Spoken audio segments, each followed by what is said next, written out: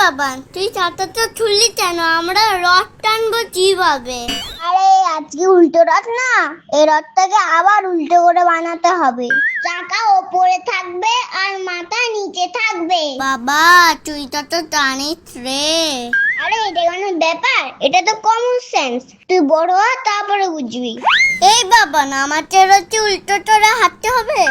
এই তোদের হলো কখন থেকে বাইরে? তুই রথের চাকাটা খুলে ফেললি কেন? কেন?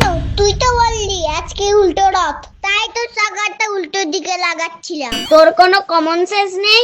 চাকাটা মাথায় লাগালে আমরা রথ টানবো কিভাবে? তাহলে তুই কেন বললি আজকে উল্টো রথ? আরে বাবা, উল্টো রথের দিন জগন্নাথ ঠাকুর মাসির বাড়ি থেকে নিজের বাড়ি ফিরে আসে। তাহলে বললেই হয় ঠাকুরের বাড়ি যাওয়ার রথ। শুধু উল্টো রথ করে যাচ্ছিস।